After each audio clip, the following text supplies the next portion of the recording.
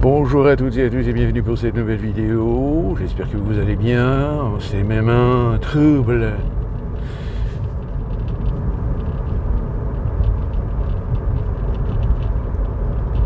Macron va cette semaine faire une reconnaissance de l'État de Palestine.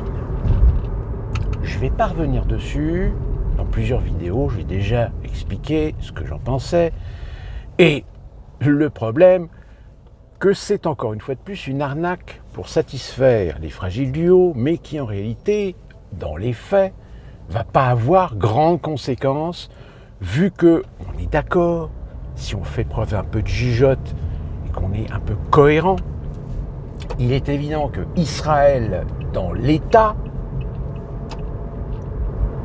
n'acceptera jamais la création d'un second État sur ce territoire, un État palestinien. Parce que dans ce cas-là, ça voudrait dire que l'État palestinien va devoir être défini dans des frontières, comme on l'a fait par exemple pour le Kosovo.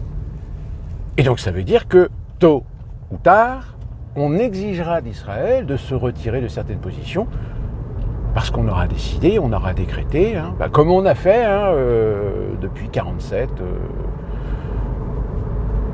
Donc on ne change pas les recettes en fait. Alors évidemment, comme ça fait depuis des décennies qu'on a plus ou moins importé le conflit israélo-palestinien, aujourd'hui, la conséquence, c'est qu'on est au paroxysme de ce conflit. Tout du moins dans la perception, dans la traduction, dans le militantisme qu'il implique en Europe et plus particulièrement en France. Inévitablement, on le savait depuis longtemps, d'où la raison pour laquelle très souvent le politique, l'État, avait plutôt fâcheuse tendance à pencher du côté de la balance du lobby sioniste plutôt que d'exiger des revendications à l'encontre de l'État d'Israël pour protéger les Palestiniens. Tout simplement parce que nos politiciens savent pertinemment que s'ils vont dans le sens contraire du vent, demain, un juge peut tout d'un coup avoir des informations sur vous, comme quoi vous avez fricoté, vous avez trafiqué, vous avez détourné, alors consciemment ou inconsciemment, mais suffisamment d'informations pour finalement flinguer votre carrière politique. Force est de constater que, et là je mettrais presque une perspective avec l'affaire Brigitte Macron, c'est est-ce que quelque part, cette affaire Brigitte Macron ne serait pas, un avertissement lancé à Macron de la part de la communauté organisée. Bon, sauf que ça n'a pas fonctionné parce que c'était juste un avertissement. Sauf que l'avertissement, malheureusement, s'est transformé en factuel. Enfin, factuel concernant une affaire. Une affaire qui va devoir, tôt ou tard, trouver son dénouement et apporter une vérité sur, oui ou non, est-ce que Brigitte Macron est un homme à l'origine, c'est-à-dire serait un trans.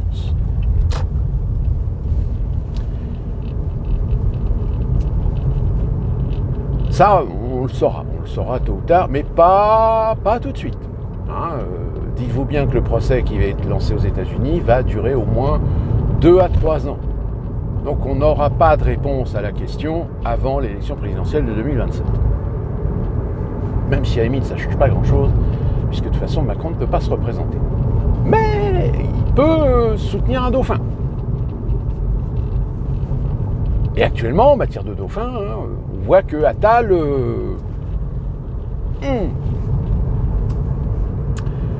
Sauf que Attal, il commence à commettre aussi des impairs. Par exemple, M. Attal commence à nous dire qu'il serait pour une GPA éthique. Gestation. GPA, c'est gestation,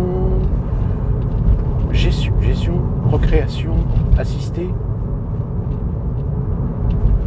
Enfin bref, c'est la possibilité de pouvoir faire un enfant par quelqu'un. Donc ça veut dire monétisation. Donc c'est-à-dire marchandisation. Eh oui. Si vous n'avez pas la possibilité d'adopter un enfant, que vous voulez un enfant qui naisse soit des ovules de l'un des partenaires ou soit du sperme de l'un des partenaires, vous n'avez pas le choix, vous êtes obligé de faire une insémination pour avoir un enfant, mais sur ce qu'on appelle une mère porteuse. Sauf que la légalisation de la mère porteuse en France, je ne sais pas s'il y a un aspect financier. Quoique, actuellement, c'est géré par la santé publique, il me semble, par des organismes publics. Il n'y a pas de système privé qui gère ce genre de choses. Mais la GPA ouvrirait donc un marché, comme on est ici aux États-Unis. Aux États-Unis, vous avez dans certains États la légalisation de l'usage de la GPA, en Californie par exemple. En Californie, c'est même pire, c'est que la Californie, elle, a légalisé, comment on appelle ça déjà, c'est-à-dire la possibilité de faire une sélection génétique. L'eugénisme. L'eugénisme est légal en Californie. D'où d'ailleurs le paroxysme d'avoir des couples afro-américains qui souhaitent avoir un enfant blanc. Ou inversement, évidemment, des couples blancs qui souhaitent avoir un enfant blond, les yeux bleus. Bref, dans le critère de beauté typiquement californien. Bon, ça ne veut pas dire qu'il sera intelligent, vous savez. On peut dire ce qu'on veut sur les gènes, sur l'héritage génétique, au niveau du patrimoine génétique, etc. Moi, je connais un gamin qui est hyper crack, intelligent, comme c'est pas permis. Je ne sais pas vous dire qui c'est, mais c'est un proche. Et pourtant, son père, sa mère sont pas à un niveau intellectuel très élevé. Je dis pas qu'ils sont cons, ils sont intelligents, mais dans la moyenne, si vous voulez. Et même dans leurs familles respectives que je connais, il n'y a pas de gamin ou il n'y a pas de personne faisant preuve comme ça d'une capacité intellectuelle hors norme. Donc, alors, attention, je ne dis pas que c'est pas génétique, qu'il n'y a pas une part de génétique, mais c'est pas systématique. C'est-à-dire que dans l'eugénisme, on essaie de vous faire croire qu'on peut vous faire procréer un enfant qui sera un futur génie, alors que non. Il y a un pourcentage de chances qu'en effet ça arrive, mais il y a aussi un pourcentage de chances que ça n'arrive pas. Bon, tout ça pour revenir à la situation politique française. Moi, j'ai plus de 50 ans.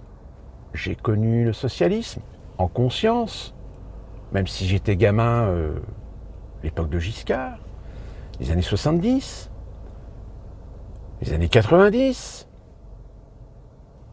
avec Mitterrand, Chirac. J'ai connu un bouleversement, puisque très clairement, politiquement en France, la transition a été faite entre Chirac et Sarkozy. Chirac était le dernier grand monstre de la politique française. Sarkozy, il a un petit peu tout balayé. C'est-à-dire que là, on est passé d'une France qui essayait quand même de préserver un certain traditionnalisme, même les socialistes, d'une certaine manière, à une France complètement vendu à l'ultralibéralisme par Sarkozy. Alors, il est vrai que Sarkozy, beaucoup de gens en attendaient des réformes structurelles, etc. Sauf que, malheureusement, la France, et même encore aujourd'hui, on constate, c'est un pays qui a beaucoup de mal à se réformer. C'est un pays qui a beaucoup de mal à changer. C'est un pays qui a beaucoup de mal à évoluer avec son époque. Le seul problème, c'est que dans les actions d'évolution, les actions de réforme de la France, il y en a qui en profitent aussi pour glisser des choses qui vont complètement à l'encontre de ce que le concept même de la République française a de bénéfique, c'est-à-dire un système social, un système de protection sociale qui est assez rare au monde. Il y a des pays qui ont d'autres systèmes de protection sociale qui fonctionnent différemment, mais quand même. Je prends l'exemple que, par exemple, en comparatif avec les États-Unis et la France, par exemple, on y trouve quasiment les mêmes structures. Les mêmes structures pour vérifier, contrôler, donner et imposer des normes de sécurité dans les conditions de travail, dans le management, etc. Sauf que la grande différence, c'est qu'en France, il y a encore, parce que c'est pareil, ça tente à disparaître, des structures auxquelles on peut faire appel pour faire valoir nos droits, alors qu'aux États-Unis, il y a des structures pour faire valoir nos droits, mais vaut mieux pas s'en servir parce que si vous le faites, vous êtes grillé. Et encore, même si vous êtes victime avérée, c'est pas sûr que vous gagnez un procès. Parce qu'évidemment, vous qui avez juste les moyens de vous payer un avocat, en face, ils vont vous en aligner 20. Donc c'est le pot de terre contre le pot de fer.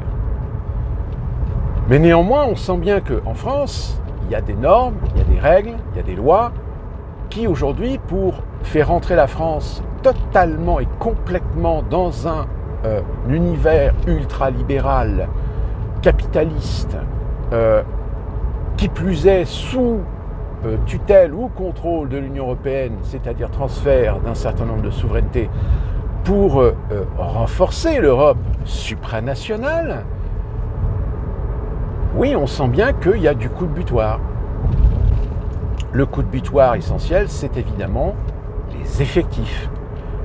Il n'y a plus suffisamment d'effectifs pour effectuer des contrôles dans les entreprises, pour vérifier si les entreprises appliquent bien les normes, les règles de sécurité, les règles sanitaires, les règles de sécurité de l'emploi, de sécurité des employés, etc. Même si au sein des grandes entreprises, vous avez encore le comité d'entreprise et affilié au comité d'entreprise les CHSCT, les commissions d'hygiène et de sécurité du travail, qui en général font en sorte de préparer ou d'investir ou de faire des politiques de prévention dans le cadre justement des politiques et des lois et des normes nationales en matière de sécurité, en matière de conditions de travail, etc. Là aussi, je sais de quoi je parle parce que j'ai eu ces expériences-là. Quand vous essayez de faire ce qui doit être fait, en général, soit ça se passe bien avec des directeurs qui sont soucieux justement de faire les choses dans les règles, comme il y en a d'autres qui regardent plus leur budget et qui ont des politiques à vouloir dépenser le moins possible pour faire plaisir à la direction générale qui, en fin d'année, vont constater que vous n'avez pas claqué tout votre budget. Si bien que l'année suivante, le budget, on vous le réduit parce que, tout compte fait, l'année dernière, vous aviez de l'excédent budgétaire. Mais le problème, c'est que la direction, elle, évidemment, elle n'est pas conne. Elle le sait très bien que des directeurs tirent sur les budgets pour justement leur faire plaisir. Mais eux, ils s'en foutent. Parce que si un jour ça pète, si un jour il y a un accident, si un jour il y a un désastre, ils s'en foutent. C'est le directeur qui prend. C'est lui le fusible. Il n'empêche que pendant des années, il a permis à l'entreprise de faire des économies. Ici aux États-Unis, c'est pas tellement la politique, quoique, quoique, on commence à y venir. C'est-à-dire que la situation économique du pays, l'inflation, fait qu'aujourd'hui, les modèles économiques qui ont été basés sur un hyper-développement et une hyper-consommation, eh ben, le problème, c'est que l'hyper-consommation, aujourd'hui, elle s'est contractée, et donc, du coup, eh bien, il n'y a plus suffisamment de pain pour tout le monde. Et que, par conséquent, toutes ces enseignes, toutes ces franchises qui se sont installées un peu partout, je vous le dis, moi, un des trucs, quand je suis arrivé aux États-Unis qui m'a choqué, c'est la profusion, c'est l'abondance. C'est-à-dire que pour 5 km², vous avez 10 supermarchés. 10 supermarchés. Est-ce qu'on a besoin de 10 supermarchés pour une zone d'achalandise de 5 km²? Mais non, tout simplement, pourquoi? Parce qu'aux États-Unis, il n'y a pas de régulation. C'est la libre entreprise. Si tu as envie d'installer un restaurant chinois juste en face d'un autre restaurant chinois, bah tu peux. De toute façon, qui sera perdant ou gagnant à la fin? C'est toi ou l'autre concurrent. Donc évidemment, ça incite à la concurrence, ça incite à la compétitivité. Sauf quand, des fois, vous avez quelques enseignes qui s'arrangent sur les prix. En général, il y a une chose, par exemple, qui est très flagrante aux États-Unis, c'est que très souvent, surtout dans les grands centres urbains, vous avez des stations essence aux quatre coins de la rue. Quand je dis il y a une station essence aux quatre coins de la rue, je n'exagère pas. Il y a certains carrefours où vous avez une station essence, je vais y arriver, aux quatre coins de la rue. Alors, des fois, une station essence l'une à côté de l'autre, ou l'une en face de l'autre. Et en général, quand vous regardez les prix, bah, finalement, ils font le prix de l'essence au même prix. Parce que y a un moment donné où compétitivité, d'accord, mais il ne faut pas non plus se faire une guerre de prix au risque de perdre de la marge. Donc en général, les stations essence qui sont limitrophes l'une des autres, elles s'arrangent toujours pour avoir quasiment le même prix d'essence.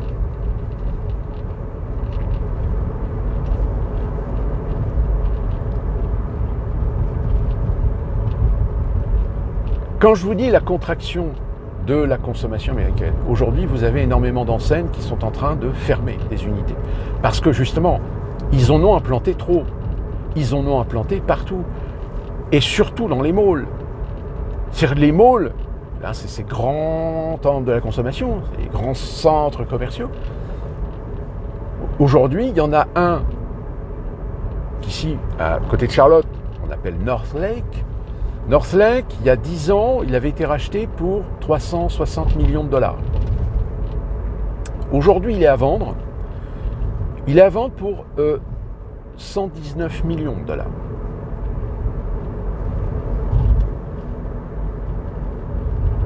Ben oui, parce que la fréquentation a chuté. Parce que les gens consomment moins. Ce qui a donné aussi un grand coup aux États-Unis, au mall, ce sont le développement des outlets. Les fameux outlets, vous savez, je crois qu'en France, vous en avez qui se sont construits maintenant depuis quelques années. Ce sont des centres commerciaux à ciel ouvert, enfin ici aux États-Unis c'est à ciel ouvert, où vous avez en fait des enseignes, alors il peut y avoir des commerces indépendants, mais c'est quasiment que de la vente de fin de série. Par exemple, vous avez un magasin H&M mais qui ne vend que des fins de série ou des vêtements des anciennes collections. Donc évidemment, c'est à prix cassé. C'est du 30, 40, 50, voire 70% de réduction. Donc évidemment, quand vous avez des grands centres commerciaux avec des grands magasins tels le Printemps, la Galerie Lafayette comme vous avez en France, pourquoi tu irais acheter ton mixeur ou ta machine à café dans ce genre de magasin $200 quand tu peux l'avoir sur Amazon pour $110, voire même moins de $100? Bon voilà, je veux dire, il n'y a pas photo. C'est-à-dire que oui, aujourd'hui aux États-Unis, on est en train de vivre un bouleversement, un changement de modèle économique dans la façon de concevoir le centre commercial. Ce qui fait que les centres commerciaux aujourd'hui, les grands centres commerciaux, deviennent de plus en plus des lieux d'attraction, des lieux de divertissement, avec des restaurants, avec des manèges, évidemment des cinémas, mais ça, les cinémas, c'est comme en France maintenant, vous avez des cinémas qui sont intégrés directement dans des grands centres commerciaux. Donc, si vous voulez, à partir de là,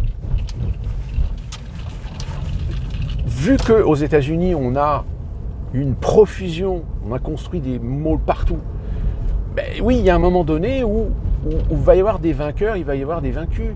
Il va y en avoir qui vont réussir une transition, comme il y en a d'autres, la transition, ils ne l'ont pas passée, ils ne l'ont pas fait. Et puis en plus de ça, comme ça a des coûts, les prix des loyers ont augmenté, donc il y a aujourd'hui des malls qui sont vides. Alors qui plus est, très souvent des malls qui datent des années 70, des années 90, qui aujourd'hui sont à l'abandon. Je pense que certains d'entre vous ont peut-être vu ça sur YouTube, des Américains qui font de l'urbex dans des vieux centres commerciaux complètement vidés, etc.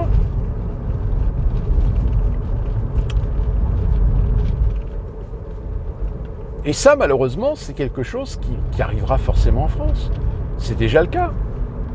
Vous avez beaucoup d'enseignes aujourd'hui qui ont subi une contraction en fait de leurs modèles économiques parce que forcément, face au numérique, ils ne peuvent pas être concurrentiels. Et même, limite, les magasins ne seront plus que des lieux où vous pourrez retirer vos produits commandés sur Internet. Nous, ici aux États-Unis, par exemple, on a l'enseigne qui s'appelle Best Buy. Best Buy, c'est tout ce qui est électronique, informatique, jeux vidéo, électroménager, etc., etc. Avant, c'était des boutiques, on va dire un peu comme la Fnac, si vous voulez. En dehors, ils ne vendent pas de livres, mais aujourd'hui, Best Buy, quand vous allez dans un Best Buy, c'est vide. En fait, il y a des rayons où on vend des nouveautés, mais il n'y a plus rien. Alors, il y a des produits en démonstration, mais la boutique a carrément développé toute une section de sa surface pour la récupération ou le service après-vente de tout ce qui a été commandé par Internet. C'est-à-dire que même les produits, si tu as envie d'acheter un produit, etc., tu as mieux fait de l'acheter chez Amazon. Parce qu'ils sont nettement moins chers que si tu les achètes chez Best Buy. Alors, c'est pour ça qu'ici aux États-Unis, il y a au niveau commercial, il y a de nombreuses encore, beaucoup d'enseignes dans deux secteurs d'activité qui restent encore relativement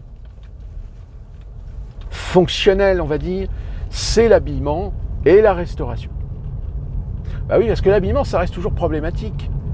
Même si, à la limite, il y a des gens qui vont repérer des vêtements et qui vont chercher les mêmes vêtements sur Internet et qui ont, en effet, fait la taille, c'est-à-dire qu'ils ont trouvé la taille qui leur correspond, mais ils ne l'achètent pas en magasin. Et ils essaient de trouver le même modèle sur Internet. Et ils le payent moins cher.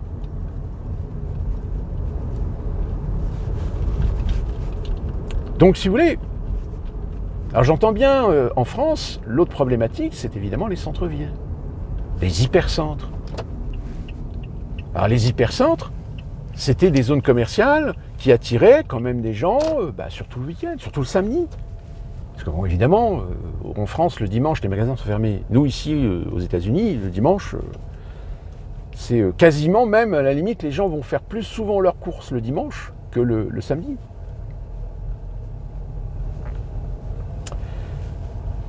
Et ça pose un problème, évidemment.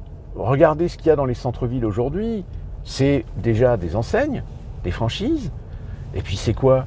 Ça tourne essentiellement autour des fringues, des pompes, les fringues, les pompes. Et puis pour la bouffe, l'électroménager, la l'IFI, la technologie, etc., bah, vous avez des enseignes telles que, alors il y a Darty, je crois, Darty, la Fnac, d'autres enseignes aussi qui existent, hein, spécialisées dans ces domaines, mais même eux, j'ai même autant dire, limite la Fnac, peut-être qu'aujourd'hui la Fnac est beaucoup moins intéressante maintenant d'acheter à la Fnac que d'acheter sur Amazon. Vous allez dans un magasin, vous regardez un produit, une marque, vous prenez les références, etc. Il y a beaucoup de gens maintenant qui font ça et qui vont laisser le chercher moins cher sur Internet. Qui plus est, même des fois le trouver d'occasion. Alors, tout ce qui est eBay, etc., le problème de l'occasion, c'est que soit vous allez tomber sur de la merde, soit en réalité vous allez tomber sur des produits neufs, mais parce que c'était des produits où le carton était ouvert, ou des produits tombés du camion, comme dans l'expression, mais qui sont neufs. Mais vous allez payer 20 ou 30% moins cher que si vous l'aviez acheté neuf dans un commerce. Donc oui, les modèles de consommation aujourd'hui ont changé, surtout auprès des jeunes générations, c'est-à-dire les millénaristes qui ont grandi avec le téléphone, le smartphone, avec l'internet, etc. Donc évidemment que les modes de consommation de ces jeunes-là aujourd'hui ne sont plus du tout en adéquation avec les modèles économiques qu'on connaît depuis 50 ans. J'ai même le cinéma, par exemple. Là, aujourd'hui, les cinémas se plaignent que la fréquentation baisse. Se plaignent qu'il y a des films qui ne marchent pas. Pourquoi ? Parce que dans les millénaristes, vous avez de plus en plus de jeunes aujourd'hui, et qui plus est, qui ont 20 ans, voire même 30 ans, mais qui préfèrent consommer sur leur téléphone portable, sur leur tablette, sur leur portable. Moi, je travaille avec des jeunes, hein, ça ne les dérange pas de regarder des films sur leur téléphone. Alors l'argument qui est de dire oui, mais le cinéma, c'est de l'ambiance, c'est pas pareil, c'est du grand spectacle. Mais les gamins, ils en ont rien à foutre du grand spectacle. Eux, ce qu'ils veulent, c'est consommer, c'est voir le film. Le voir dans une salle de cinéma en IMAX avec un son 22.1, t'en fous plein la gueule, avec des basses, des subwoofers à te décoller la plèvre. Ils s'en foutent. Ils préfèrent claquer leur pognon dans des concerts, dans des rave parties, dans des festivals, que dans une salle de cinéma. Parce que oui, là, dans une rave party, dans les festivals de techno, etc., il y a de l'ambiance. Il y a des Américains qui préfèrent économiser, payer 500 balles, voire même plus, un ticket pour aller à Burning Man, que d'aller au cinéma, ou d'aller dans un musée, ou d'aller voyager dans une croisière, par exemple. Pareil, les modèles économiques de croisière, regardez, aujourd'hui, c'est devenu des trucs hyper familiales. C'est la grosse guerre des prix. On construit des paquebots toujours plus gros parce que ça permet de prendre toujours plus de passagers et donc par conséquent d'amortir. Mais franchement, peut-être que vous, hein, peut-être que vous êtes adepte, je sais pas, vous aimeriez bien de faire une croisière, etc. Parce que c'est un dépaysement, c'est le tout sur place, c'est le service. Mais économiquement, je ne suis pas certain qu'aujourd'hui, ça soit vraiment viable. C'est un peu comme les parcs d'attraction, c'est pareil. Aujourd'hui, quand vous allez à Disney, prévoyez un budget d'au moins entre 600 et 1000 euros par personne. Parce que, tu veux pas faire la queue comme tout le monde. Le pass privilège, 20 euros, 5 euros, 15 euros. Et ça défile. Par personne.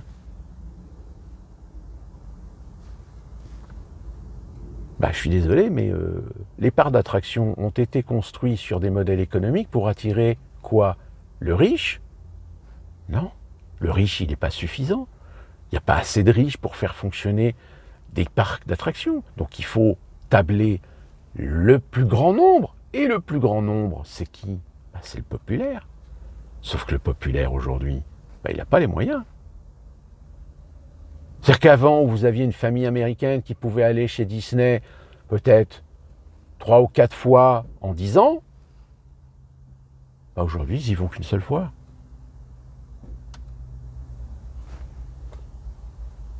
Mais le problème, c'est que malheureusement, tous ces modèles économiques qui aujourd'hui, très clairement, sont remis en question, eh bien, vous avez des financiers derrière qui n'ont pas d'alternative et donc qui veulent perdurer, qui veulent maintenir ces modèles.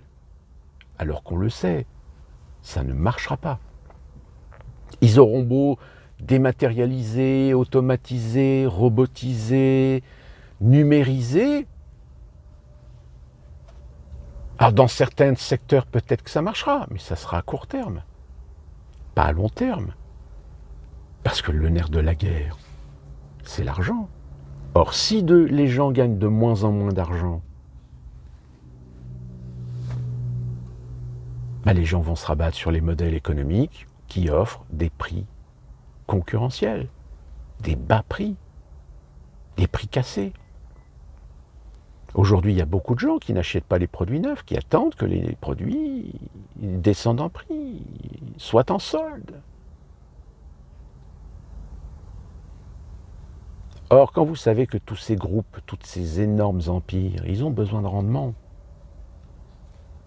alors il y en a qui réagissent, d'autres pas. Et je vais terminer par, vous savez, je vous ai parlé, Kimmel, etc., parce que les groupes médias commençaient tous à se racheter, etc. Eh bien, on vient d'en apprendre une bonne. Netflix pourrait racheter Warner. Je dis pourrait. Pour l'instant, c'est une rumeur. D'ici là qu'on se retrouve très prochainement pour une vidéo. N'hésitez pas à commenter, n'hésitez pas à donner votre avis sur les questions, votre sentiment, vos expériences en tant que consommateur. Et nous, on se retrouve très prochainement pour une nouvelle vidéo. Et d'ici là, portez-vous bien et gros bisous.